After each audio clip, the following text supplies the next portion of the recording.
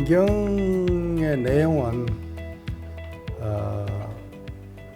뭐랄까요? 선 사상사에서 볼 때 어떤 가장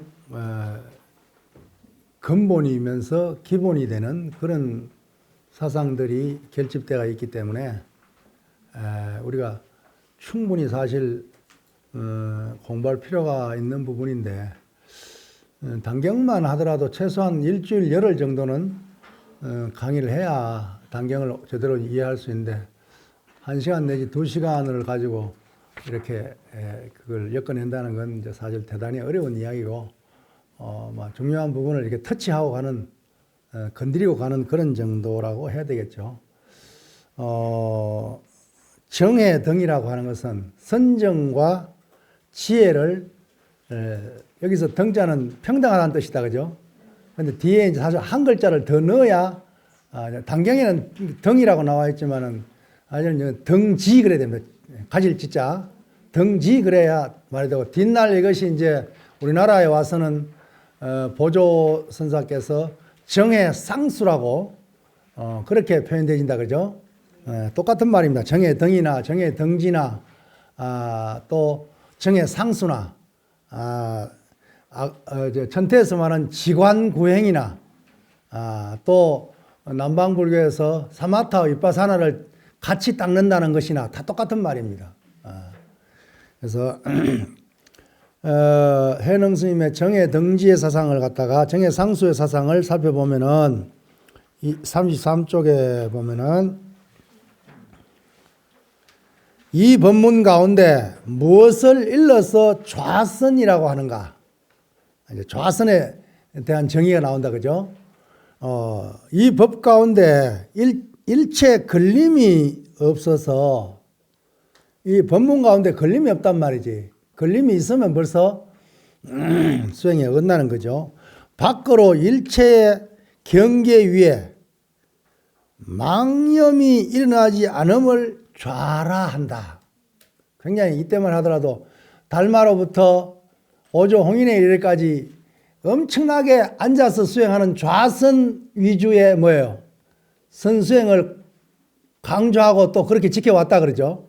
초기 선종이니까 일단 다른 종파에 없는 좌선 수행을 강조할 수밖에 없잖아. 그렇죠?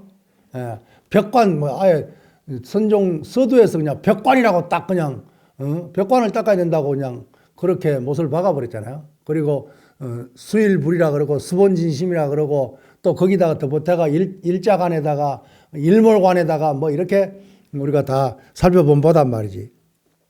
그래서 주로 이제 선종 그러면 또 뭐 좌선 빼면 뭐가 있겠어요. 그렇잖아요. 좌선은 기본이란 말이지. 그런데 이 해능 스님은 단경에서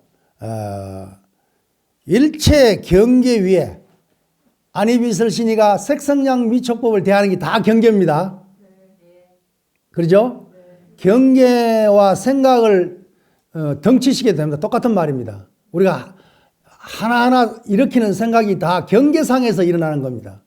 눈이 색을 보고, 귀가 소리를 듣고, 코가 냄새를 맡고, 입이 혀가 맛을 보고, 몸이 부딪혀 감촉하고, 이 뜻이 생각을 계속 굴리는, 이것이 전부 뭐예요?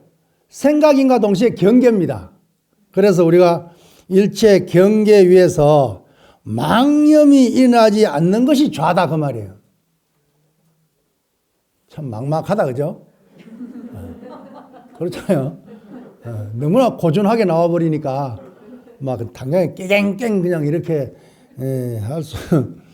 우리는 그냥 1시간 앉아가지고 그냥 더 앉아있으면 저 스님 정진 잘 한다고 이렇게 말을 하는데, 그렇잖아요? 그러는데 육조 스님은 오히려 앉아있는 사람을 갖다가 주장자를 갖다가 일으킵니다. 일어나라고. 그런 이유가 뭐예요? 이렇게 일체 경계상에서 그 망념이, 다시 말해 흔들리지 않는 것이, 일체 경계상에서 어떤 경계, 악경계나 순경계나 어떤 역경계가 오더라도, 악경계가 오더라도 마음이 흔들리지 않는 게, 그게 진짜 않는 거다, 이렇게 말하고 있는 거예요. 그럼 결국 뭐예요? 좌를 갖다가 어떤 뭐예요? 수행의 모범상에서 이야기하는 것이 아니라 뭐예요? 삶 가운데 좌를 끄집 내려와 버리는 거예요. 아까도 이야기했지만 그렇죠?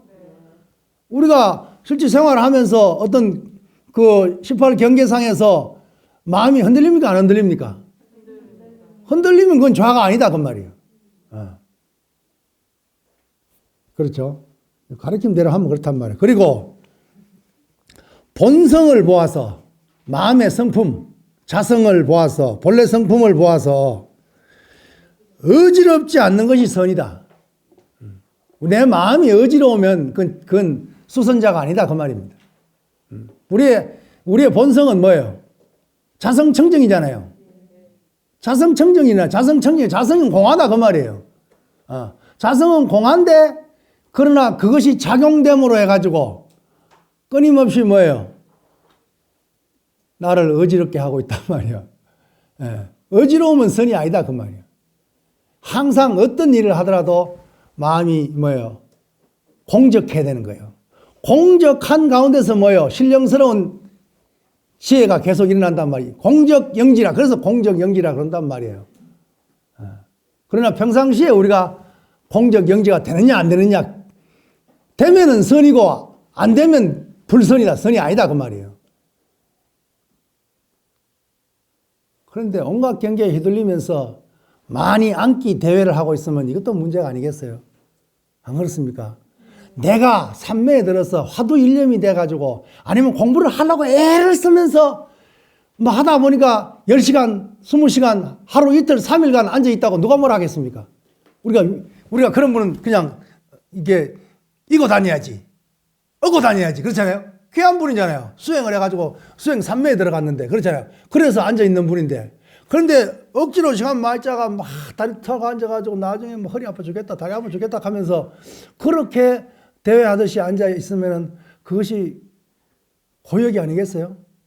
나중에 되면 선박에도 못 나오고 이제 막 치료하러 다닌다고 막 난리라 그냥 한약방에 가고 물리치료실에 가고 막 이제 막 그러고 있단 말이요. 그러면 그게 좀 안타깝잖아요. 그렇잖아요. 그런데 해능 스님이 여기서 좌선이라는 의미를 갖다가 이미 1300년 전에 이렇게 말하고 있단 말이요. 무엇을 일러 선정이라 하는가? 밖으로 상을 여임이 선이요. 그러면 우리가 뭐요? 상 가운데 살 때 상을 안 내놓으면 그게 선이라 그 말이에요. 해능 스님 얼마나 멋있습니까? 그렇죠? 그때 계셨으면 진짜 시봉 내가 있었으면 시봉 잘해드릴 텐데. 남아사 소관에 있는 남아사, 옛날은 보림사지만 지금 남아사예요. 남아사에 그 육조 스님 그 소상이 덩신상이 있어요. 그 홍인 스님이 육조 스님이 그 농인자가 오니까 어디서 왔는가? 저 남쪽에서 왔습니다. 하니까 남쪽 오랑캐라고 이야기하잖아요. 오랑캐가 무슨 불법을 닦냐 그러니까 사람은 남북이 있지만 사람은 남북이 있지만 법에는 어찌 동서가 있겠냐고 그렇게 이야기를 하잖아요. 근데 오랑캐란 말을 쓰잖아요. 그러니까 동이, 남만, 그러죠? 뭐 북적 이래가지고 중국 중화사상에서 저거 변방에 있는 놈은 다 오랑캐라 그러잖아요. 우리도 어떨끼리 오랑캐가 됐잖아요.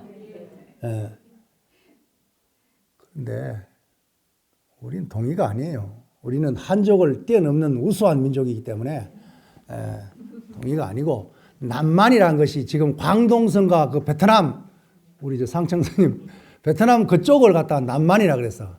남쪽에 미개한 사람 그런 뜻이에요. 남쪽 오랑캐 그런 뜻이란 말이야. 해능이 그쪽 출신이니까. 광동성 광주 한참 밑에 신주라인데 그 출신이거든. 내가 한 가봤어 그게. 가보니까 시골은 시골입니다. 거기서 나무꾼 해가 나무 해가 팔다가 그래 왔잖아요. 그러니까는 때깔이 모습이 좀 세련됐겠어요. 촌사람처럼 보였겠어요. 좀 촌스러워 보였겠죠. 남쪽에 왔기 때문에 오랑캐라고 말한 것도 있겠지만 내가 가서 해능 스님의 육신상을 보니까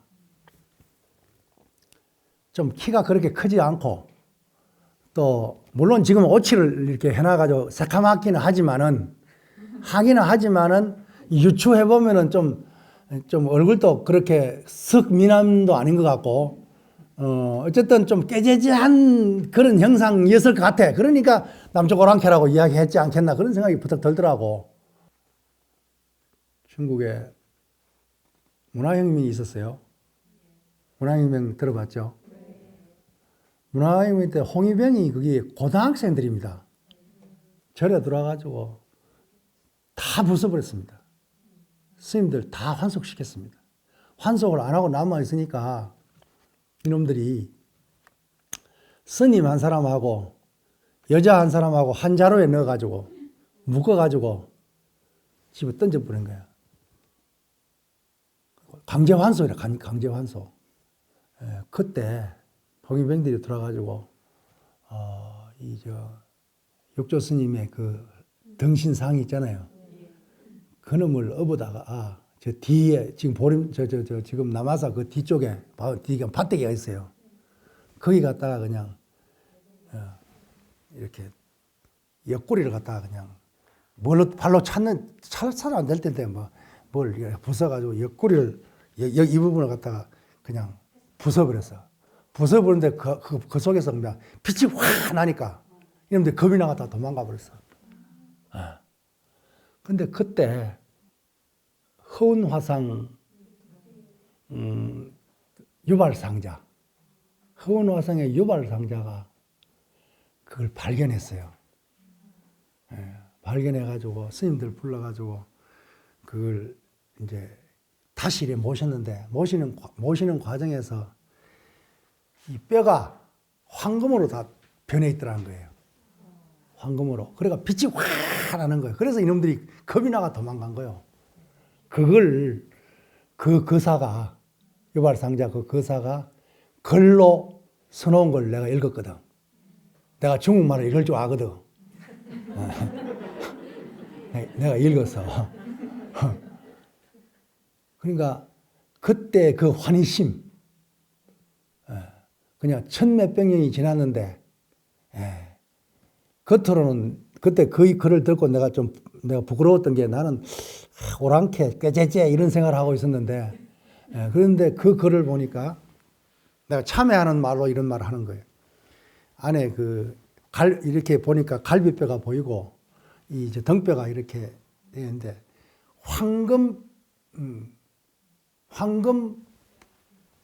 뼈가 다 황금으로 색으로 다 변해 있더란 거예요. 그냥.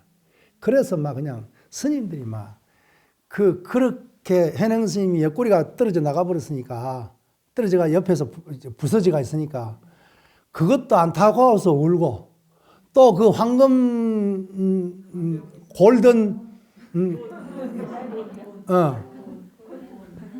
그걸 보니까 감격해서 울고 대단했다는 거예요. 그냥 그래가지고 그걸 하나하나 다 끌어모아가지고 부서진 걸 모아가지고 그걸 붙여가지고 지금 가면 멀쩡하게 모셔놨어.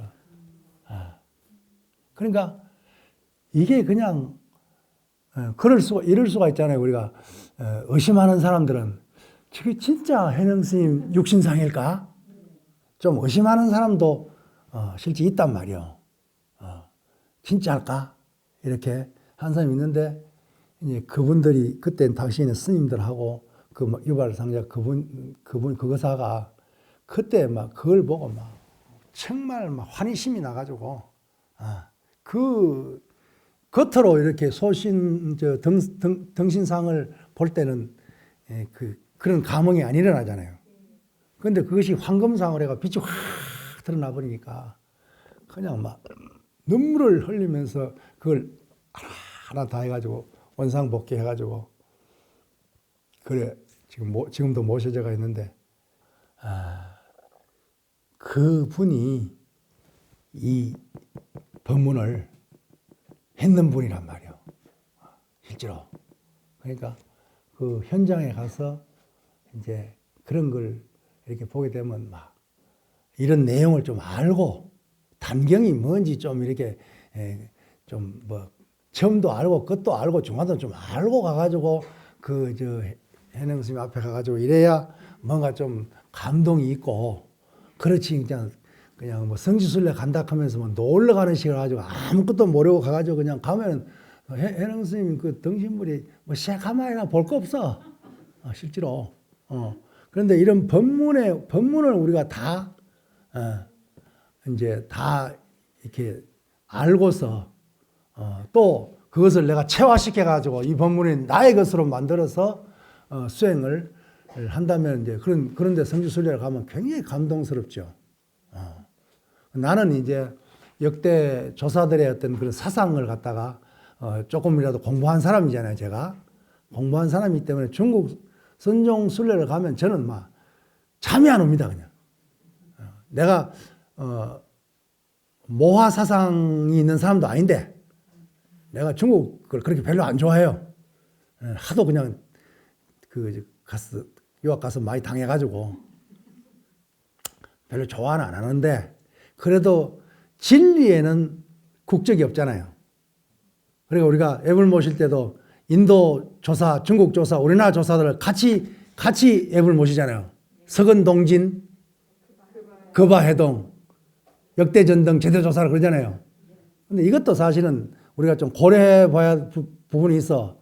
서건, 이제 인도를 말하죠. 동진 때 이제 그 북연 왕이 고구려에 불교를 전했기 때문에 이제 서건 동진이라 그런 거예요. 그리고 이제 해동이라 그러잖아요. 해동이라는 말 바꿔야 돼. 옛날에는 우리가 중국에 뭐 조공을 바치는 속국비스무리 했기 때문에 중국을 중심으로 하면 우리가 해동이에요. 중국을 중심으로 해서 중국의 서해, 동해, 중국의 동해, 우리는 서해잖아요. 중국의 동해에 그 동쪽에 있다 그래가지고 우리나라를 해동이라 부르는 거예요. 그러면 이거는 우리 축원할 때 또 옛날 축원에 해동이란 말 들어가잖아요. 지금도 그 해동이라는 축원하는 스님들이 있더라고 내가 보니까. 내가 속으로 듣고 저 말은 뺐으면 좋겠다 싶은 생각이 들지. 해동 그러면 이건 중국 중심에 우리나라를 일컬 때 해동이라고 부르는 거예요. 그럼 우리는 지금 서건동진 거바 대한 해야 되는 거예요. 우리 대한불교 조계종이니까. 아니면 거바 한국 하든지. 그렇잖아요. 우리는 그냥 관습적으로 옛날부터 그래 내려오니까 옛날 조선시대나 고려시대나 신라시대에는 그 말이 별로 이상이 없었겠지만 지금은 뭐요? 자유 대한독립 만세인데 그렇잖아요. 왜 이런 얘기 또 하지?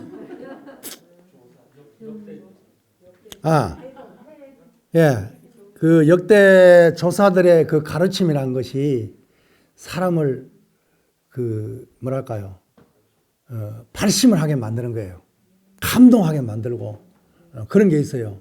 그래서 성지순례를 가더라도 나하고 같이 가면 항상 거기 가는 그리고 거기 계셨던 조사에 대한 모든 자료를 다 책을 한 권 묶어가지고 다 논아주거든.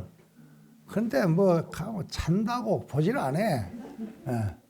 그렇게 이제 성지순례를 하고 그렇게 하는데 요즘은 이제 코로나라 가지고 이제 갈 수도 없고 그런데 이제 혼돈도 먹고 싶고 또 성지순례 조사 스님들 만나러 현장에 옛날 그때 당시 스님이 계실 때처럼 그런 느낌이 드는 거야. 내 입장에서는. 잘 모르는 사람들은 그냥 거절 갖고 그냥 신도들 데려가서 그래. 스님 맨날 절이 똑같아요. 거절이에요. 모르는 사람이 그럴 수 있잖아요. 그러니까 역사를 모르는 민족은 망하게 돼 있단 말이지. 우리의 역사도 알아야 되고 우리가 부처님으로부터 내려오는 어떤 이 진리의 역사, 깨달음의 역사도 우리가 사실 알아야 되는 거예요. 화두만 들면 되고 여물만 하면 된다라는 것도 틀린 말은 아니지만은 그러나 인생살이가 어때 그렇게 간단합니까? 공부할 건 또 하고 익힐 건 익히고 버릴 거는 버리고 이렇게 해야 되니까 어쨌든 이 육조 스님 좌선에 대한 선정에 대한 법문을 하다가 지금 글로 갔다 그죠? 다시 돌아갑시다. 밖으로 상을 여임이 선이요 안으로 어지럽지 않음이 정이다. 중국 사람들은 이런 그 좋아해요. 좌선, 그럼 우린 좌선을 하나로 해서 이해하려고 그러지. 좌자 따로, 선 따로. 선정 그러면은 뭐예요? 우린 선정, 삼매, 뭐 이렇게 이해하려고 그러지. 선 따로, 정 따로 이래 안 하잖아요. 그런데 중국 분들은 이런 어떤 관습이 있어요. 만약 밖으로 상에 집착하면 안으로 마음이 곧 어지러우며 밖으로 상을 여의면 안으로 성이 어지럽지 않다. 본성은 스스로 청정하며 스스로 안정하나 다만 인연 경계에 부딪혀서 어지럽게 되며 상을 여의어 어지럽지 않으면 안정된다. 밖으로 상을 여인 적 선이요 안으로 어지럽지 않는 적 정이니 밖으로 선이 되고 안으로 정이 되는 것이 외선 내정이 바로 이름하여 선정이라고 한다. 예, 됐습니까? 이렇게 자상하게 선정에 대해서 이야기를 하면서 51쪽이 아니고 34쪽으로 넘어갑시다. 34쪽으로 넘어가면은 맨 밑에 단락에 가면은 선지시가, 그런데 참 이 점을 우리가 알아야 돼요. 단경에는 법문 듣는 사람 보고 선지시라고 말하고 있다, 그죠? 이게 단경의 하나의 큰 특징이에요. 법문 듣는 사람을 갖다가 뭐예요? 청법대중을 갖다가 뭐예요? 어리석은 중생으로 보지 않고 뭐예요? 선지식으로 본래 부처로 대접하고 있는 이 점이 아주 우리가 특이하죠. 그래서 선지시가 나의 법문에는 선정과 지혜로서 근본을 삼는다. 먼저 선정과 지혜를 별개라고 따로따로라고 잘못 말하지 말아라. 선정과 지혜는 그 바탕이 하나로서 둘이 아니다. 선정은 지혜의 본체요, 지혜는 선정의 작용이다. 분명하게 딱 그냥 그 본체와 작용으로 설명하고 있다 그러죠. 본질과 현상으로 설명하고 있다 그러죠. 그러니까 선정이 없으면 지혜가 일어날 수 없고 지혜가 없으면 선정 또한 있을 수 없다. 그래서 정의 상수를 이야기하려고 지금 이렇게 말하고 있는 거다, 그죠? 지혜가 있으면 선정은 지혜 가운데 있고 선정이 있으면 지혜는 선정 가운데 있다. 선지시가 이 뜻을 곧 선정과 지혜가 같다, 동등하다. 그래서 정의 등이라 그러는 거예요. 선정과 지혜는 동등하다 그 말이에요. 그래서 정의 등이라고 한다. 도를 배우는 사람이 생각에 따라서 먼저 선정을 하여 지혜를 낸다고 말하거나 먼저 지혜가 있어서 선정을 한다고 말하지 마라. 선정과 지혜가 따로 있다고 본다면 이는 법에 두 가지 상을 두는 것이니 입으로는 선을 말하면서 마음으로 선하지 않는 것은 선정과 지혜가 같지 않은 것 같고 마음과 입이 모두 선하여 착해서 안팎이 하나가 되면은 선정과 지혜가 같은 것이 되느니라. 그러니까 인도에서도 사실 뭐요? 사마타와 위파사나를 갖다가 따로 위파사나만 닦고 사마타만 하고 뭐 그런 부파가 있다는 소리 듣긴 들었습니다만은 그래도 어떤 우리가 알기로는 사마타와 위파사나를 함께 닦는, 다시 말하면 지관구행, 정의 상수적인 입장이 어떤 그런 것들이 우리 중국 불교에, 우리 한국 불교에 이렇게 전통으로 내려오고 있다는 것을 우리가 이야기를 할 수가 있죠. 여기에보다 이제 여기 책에는 안 나와 있는데 현흥 스님은 이렇게 비유하고 있습니다. 선정은 등불이다. 등불. 지혜는 등에서 나는 밝은 등 빛이다. 그러면 등불이 없으면 빛이 납니까 안 납니까? 안 난다 그러죠? 그러면 빛이 없다는 것은 뭐예요? 등불이 없다는 거다 그러죠? 그러니까 결국은 이런 비유로서 또 선정과 지혜가 하나임을, 그래서 선정과 지혜를 결국 하나 닦아야 된다 그 말입니다. 그래서 가나선에서도 성성적적, 적적이면서 성성해야 되고 성성이면서 적적해야 된다 그 말이에요. 화두를 할 때도 마찬가지죠. 우리가 화두하면서 화두가 은산철벽이란 그 딱 생각이 끊어지는 그 자리를 갖다가 우리가 적적이라고 한다면은 그 가운데 화두 일념으로서 깨어있는 그것이 곧 성성이 된단 말이죠. 그래서 적적하면서 성성하고 성성하면서 적적한 그런 화두 수행 방법을 제시하고 있는 것도 또한 이와 같은 가르침이다. 이렇게 말을 할 수가 있습니다.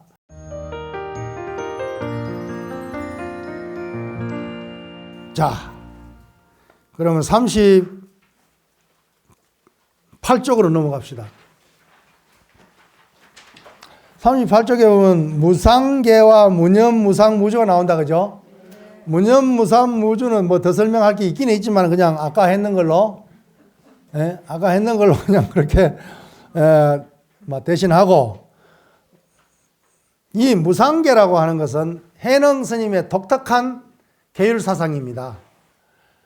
우리가 받는 5계, 10계, 10선계, 3인 10계, 3인이 10계 또 비구, 비구니계, 이것은 유상계다 그러죠. 계율 조목이 낱낱이 기록되어 있는, 드러나고 있는 유상계다 그러죠. 그런데 그 유상계를 갖다가 그 개체를 통달하는 것을 무상계라고 이름합니다. 그래서 이 단경은, 육조 단경은 이 단이란 말이 계단이라는 뜻입니다. 계단. 우리가 계 받을 때 계단에 나가서 받는다 그러죠. 그렇죠. 계단에서 해능 스님께서 계단에 올라가지고 무상계를 설하면서 동시에 마하반야 바라밀법을 설하고 있단 말이에요. 지금 우리가 앞에서 뭐 식심견성, 자성, 청정, 동견불성, 또 정해 등 뭐 일행삼매, 무주, 무상, 무념 이런 것은 뭐 반야 바라밀법이다 그죠? 반야 바라밀법을 설한 거다 그죠? 그리고 서두에 항상 계를 설합니다. 무상계를 설한단 말이에요. 무상계를 설하고 반야바라밀법을 설하고, 반야바라밀법 그냥 설하는 게 아니라 선법으로 설하는 거예요. 참선법으로 설한단 말이에요. 선법을 설하고 동시에 뒷날 제자들의 연기를 좀 같이 보태 실어가지고 그것이 전체 단경의 내용으로 결집된단 말이에요. 이해가 됐습니까? 지금 우리가 한 것이 다 마바냐 바라밀법이라 지금 한 내용이 반야바라밀법으로서 설한 것이다 말. 반야바라밀법을 설한다고 하면서 했는 법문들이 다 이 내용이다 그 말이에요. 오케이? 그러니까 거기에다가 이제 제자들 있잖아요. 제자들의 연기, 제자들의 어떤 그 간략한 그 소개와 깨달음의 어떤 연기 부분을 갖다가 보태가지고 그걸 엮어서 단경이라 그런다 그 말이에요. 이해됐죠? 그런데 이제 이 무상계가 그러면 그 계단에서 무상계를 설했기 때문에 이 경 이름을 단경이라고 하는 거예요. 계단이란 단자예요. 자, 그러면은 거기에 또 이제 많은 그 무상 해능 스님의 계율 사상이 있어요. 그런데 그걸 우리가 다 할 수는 없고 39쪽에 보면은 심지란 말이 나온다 그죠? 마음 땅이란 말이 나오잖아요. 이 마음 땅이라고 직역을 하기도 하고 마음짜리라고 의역을 하기도 합니다. 마음짜리라 해도 심지고 마음 땅이라 해도 심지예요. 그러니까 마음 땅에 마음 그릇에 그릇됨이 없으면 자성계요. 자성의 계다 그 말이에요. 또 마음자리에 어리석음이 없으면 뭐예요? 자성해다 그러죠. 그렇죠. 마음자리에 어지러움이 없으면 자성정이란 말이에요. 그러니까 계율과 지혜와 선정을 동시에 이야기하고 있다 그러죠. 늘지도 않고 줄지도 않음이 스스로의 건강이요. 우리 마음자리를 이야기하고 있는 거다 그죠. 우리 마음자리는 불구부정이다. 부정불감이다 그죠. 부정불감한 그 마음자리를 건강받냐? 건강이라고 말한단 말이지. 몸이 가고 몸이 오는 것 또한 본래의 산매로다. 몸이 가면 흔들려 버리고 몸이 오면 흔들려 버리면 산매가 되겠어요, 안 되겠어요? 몸이 공하고 몸으로 인해서 일어나고 있는 모든 일체 경계가 다 헛개비 형상이기 때문에 거기에 흔들림이 없으면 그게 산매다 그 말입니다. 너의 스승의 계정에는 앞에 이제 그 지성이란 제자가 있는데 지성이란 제자가 북종에서 왔거든. 그러니까 너의 스승 신수 대사는 어떤 것을 계정의 사막이라고 하니까 물으니까 지성 스님이 말하기를 우리의 신수 선사께서는 재앙막작 중성봉행 자정기가 계정의 사막입니다라고 가르친단 말이지. 그런 말이 앞에 전제되어 있었기 때문에 뭐예요? 너의 스승의 계정에는 뭐예요? 작은 근기의 지혜를 지닌 사람을 권하는 법이요. 나의 계정에는 큰 근기의 지혜를 가진 사람을 권하는 법이다. 사실 맞는 말인가 동시에 안 맞는 말이기도 하다 그죠? 왜? 재물통계는 부처님이 모든 부처님이 와서 그 말씀 하시는 재불통계잖아. 칠불통계 혹은 재불통계라 그러잖아요. 그것을 이제 거기서 계정의 사막으로 이제 설한 법문인데, 신수 스님은 그걸 그대로 계정의 사막으로 그렇게 하고 있는데, 설하고 있는데, 이제 북종 이제 그 북종을 좀 왜든지 좀 이렇게 뭐예요? 좀 이렇게 내리고 남종을 좀 올려야 되는 입장에 있는 당경 편집, 뭐 해능 스님이 꼭 그렇게 했겠습니까? 그렇게 하지 않았다고 생각해요. 당경 편집자에 의한 각색이 분명히 있었다고 그렇게 보는 거죠. 남양 해충선사라고 해능 스님의 제자가 있어요. 그 남양 해충선사 어록에 보면은 남방의 이놈의 자석들이 말이지 당경을 저것 멋대로 그냥 조작하고 이런 문구가 나와요. 그러니까 왜 있잖아요. 왜 필사하면서 막 이렇게 막 바꾸고 약간 지식 있는 사람은 그냥 이렇게 막 바꾸고 이런 그게 해충선사가 그게 이제 해능 스님의 직계 제자인데 이분이 국사를 했던 분이거든. 거기에 그 법문 중에 그런 말이 나와요. 당경을 자기 멋대로 막 바꾸고 내용을 바꾸고 첨삭한다고 그걸 주놈이 꾸짖는 내용이 나온단 말이지. 그런 걸 유추해 봤을 때 이게 북종과 남종의 대립적인 어떤 이런 것은 나는 저 개성도 앞에 나온 우리 개성 있잖아요. 오면 보리수역 하는 거. 저것도 어떤 뭐 해능 스님에 의해서 된 것은 결코 아니죠. 당경 편집자들에 의해서 그렇게 된 거니까 우리가 그런 걸 행간을 이제 이해하면서 이제 당경을 봐야 되죠. 그래서 나의 계정에는 큰 근기의 지혜를 가진 사람을 권하는 법이다. 육조스님이 이런 말을 했겠어요? 그렇잖아요. 우리의 육조스님은 이런 말씀을 안 하시죠? 그렇잖아요. 그리고 오분 법신양에 대해서 아주 자상하게 설하고 있습니다. 이거는 뭐 굳이 내가 안 읽어도 되겠죠? 쉬운 말이니까 여러분들이 계양, 정양, 해양? 해양하면 사실 끝난 거예요. 왜? 계정의 사막이 다 나왔기 때문에. 그렇잖아요. 그리고 거기다가 더 나아가서 해탈향과 해탈향마저도 뭐예요? 집착하지 말고 던져버리라고 해탈 직연양을 이야기하고 있단 말이지. 그렇잖아요. 우리가 애물 모실 때, 저녁에 애물 모실 때 향 피우는 도리를 지금 육조 스님이 상세하게, 그러니까 이런 내용을 다 알고 우리가 애물 모시면 개향 이래야 진짜 개향이 피어나지. 그렇잖아요. 근데 그것도 모르고 그냥 소리 내는 것만 개향 정향 해버리면은 그게 그냥 껍데기밖에 안 되잖아요. 이런 해능 스님의 육조 스님의 오분 법신양의 내용을 우리가 담지를 하고 담지한 상태에서 개양, 정양, 해양, 해탈, 정양 하면은 저기 연기 나는 저 향이 아니라 저거는 그냥 표상이거든. 진짜 우리가 뭐예요? 진리의 향을 피우는 거란 말이지. 그래서 5분 법신향이라, 법신향. 법신의 향이다 그 말이에요. 역조단경의 해능 스님의 사상은 조사선에 나무를 심은 겁니다. 꽃을 심은 거예요. 그 조사선 사상의 바탕을 만든 거예요. 여기다가 이제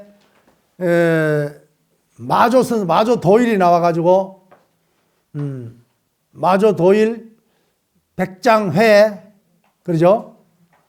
그리고 이제 뭐 위산영우, 그 다음에 황벽희운 이 대에 이르러 가지고 이제 홍주정계통이잖아요. 물론 이제 황벽 스님은 우리나라에는 황벽종이는 없지만 일본에 가니까 황벽종이라는 게 있어가지고 그 선종인데 아주 융성하더라고요. 우리는 뭐 오로지 그냥 뭐예요? 조사선에 서막을 연 육조 해능을 해가지고 우리는 육조 해능의 호가 조개. 그 사실은 육조 해능 스님이 살던 그 보림사, 지금은 남아사, 그 앞에 흐르는 개울 이름이 조개예요.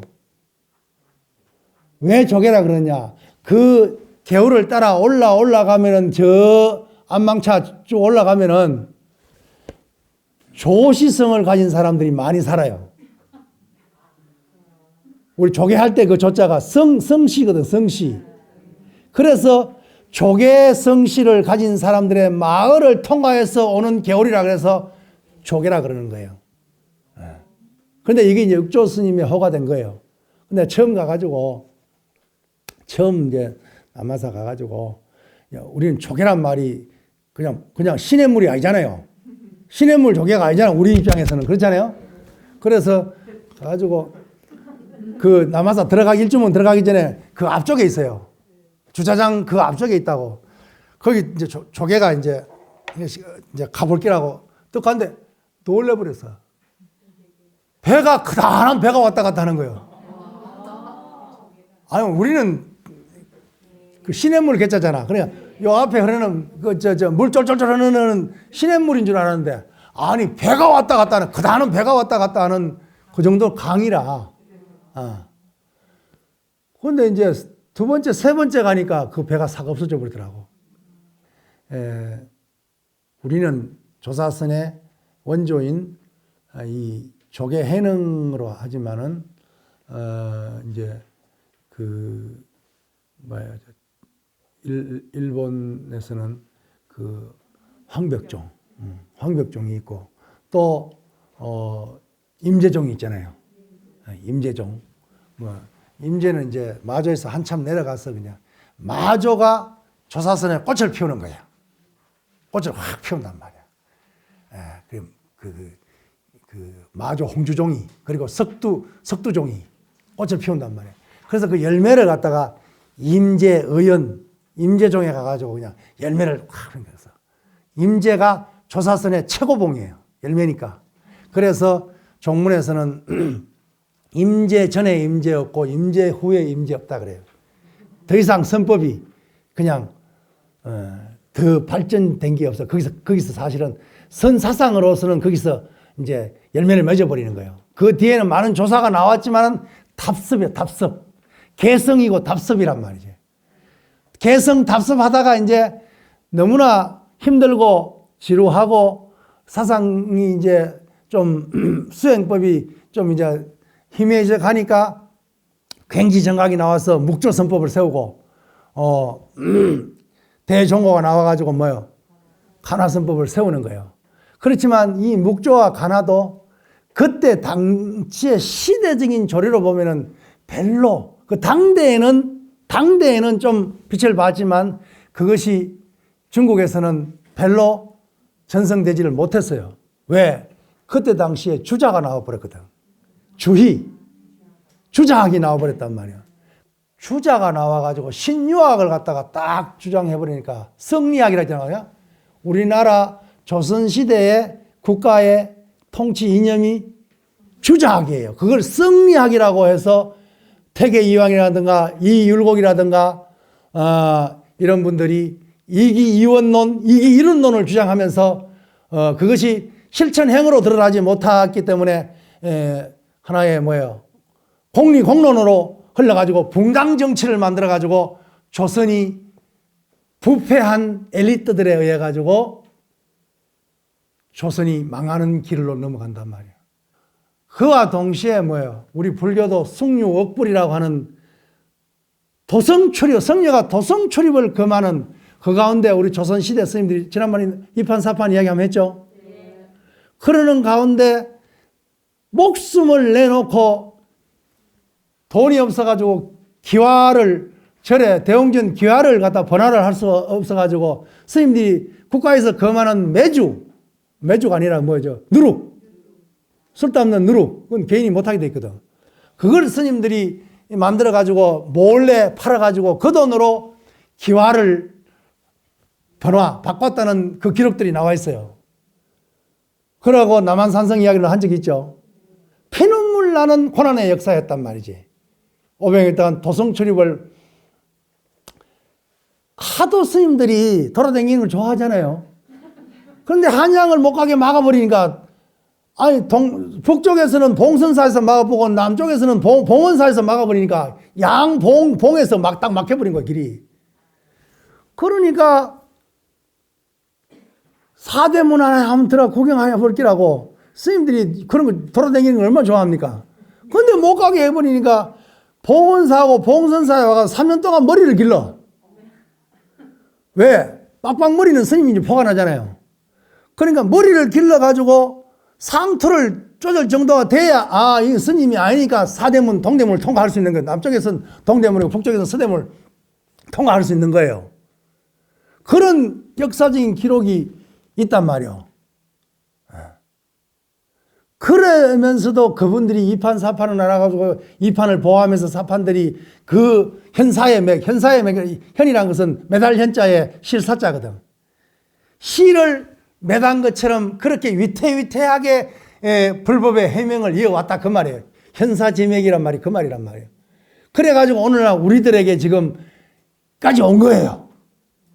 왔단 말이에요. 지금 여기 6조 해능의 법도 마찬가지고 임지의 법도 마찬가지고 묵조 간화도 마찬가지예요. 그래가지고 우리나라를 통해가지고 고려시대로 해가지고 신라로 고려로 해가지고 뭐 백제 고구려도 마찬가지만 해가지고 삼국 고려 조선 시대를 거쳐서 일제 식민지에 용성 스님이랑 한용운 스님이나 백초월 스님이나 이런 분들이 나서가지고 목숨을 걸고 백초월 스님도 그렇잖아요. 고문을 받아가 정신이 이상해질 정도로 뭐 일설에는 그냥 일본 순사들의 어떤 그 감시를 피하기 위해서 죽은 거북이 갖다가 그냥 이렇게 막 만지면서 그냥 거부가 이러면서 정신이 돈 것처럼 해가 그걸 피했다는 그런 설도 있지만은 피눈물 나는 그런 역사의 흔적들을 거쳐서 오늘날 우리들에게 가사가 쏘여진 거란 말이지. 그분들이 없었다면 우리가 어떻게 가사를 수할 수 있었겠냐 이 말이지. 그런데 우리들은 뭐예요? 잘 먹고 잘 살면서 불법을 오늘날 우리 당대의 불법이 망하는 길로 가는 걸 보고 있다면은 이건 종문의 죄인이요 역사의 죄인이 된 거단 말이야. 그러면은 어찌게 그렇게 두 다리 뻗고 그렇게 퍼질러 자고 코 골고 딩딩 잘 수가 있겠냐 이 말이지. 요즘 밥 못 먹는 국민이 어디 있고 밥 못 먹는 스님이 어디 있어요? 옛날에 스님들은 우리나라도 세끼 먹은 지가 얼마 안 됐어요. 100년도 안 돼요. 2끼였어요. 조사 의록에도 보면은 두 끼를 배불리 먹고, 지대방에서 그냥 잡담만 한다는 그런 경책의 말이 많이 나와요. 그런데 그걸 보고 이제 우리 웃음이 나오는 거예요. 2끼를 배불리 먹고, 2끼 먹으면 무슨 배불리 먹겠어요. 그렇지만 옛날 스님들은 그것도 경책하고 있단 말이에요. 2끼를 배불리 먹고, 지금은 2개, 5개 먹고 있잖아, 우리. 세창까지 먹으니까. 다학실에 가면 언제든지 먹으니까. 그렇잖아요? 그런 고난의 역사 속에서 우리가 탄생된 거란 말이에요. 그럼 우리는 뭐예요? 그냥 단순히 역사의 한 정점에서 내 잘났다고 종노릇을 하고 있는 출가자가 아니라 부처님으로부터 머나먼 2500년에 옛날 구역에서는 3000년이거든. 3000년의 역사에서 우리가 그 역사의 중간에서 뭐예요? 3000년을 이어온 것을 다 계승하면서 이걸 몽땅 받아가지고 앞으로 뭐예요? 몇천 년, 몇만 년을 갖다가 넘겨줘야 될 막 중차대한 역사적인 사명을 가지고 이 자리에 앉아 있는 거란 말이에요. 우리 중노릇을 하고 있다 그 말이에요.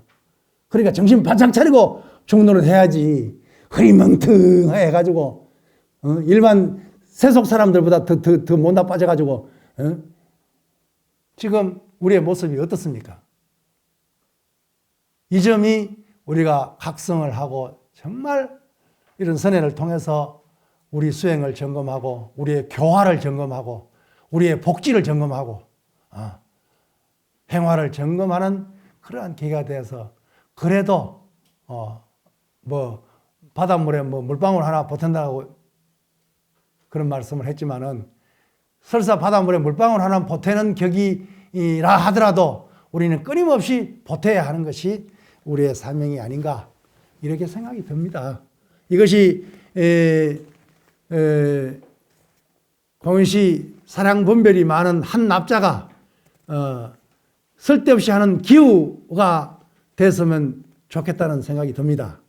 그러나 우리의 현실은 그렇게 만만치 않습니다.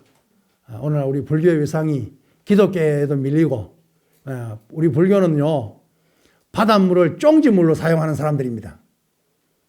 저 기독교는 쫑지물을 바닷물로 사용하는 사람들입니다.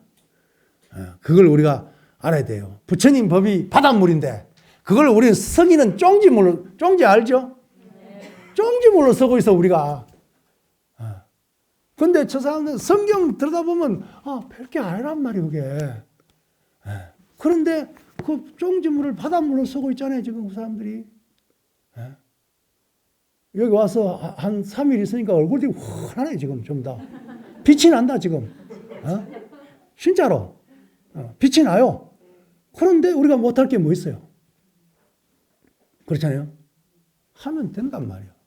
함께 고민해보고 함께 깊이 사유해보고 함께 공부하고 함께 우리 무거운 짐도 같이 들고 그러한 우리의 어떤 수행 공동체를 만들어 나가야 된단 말이에요.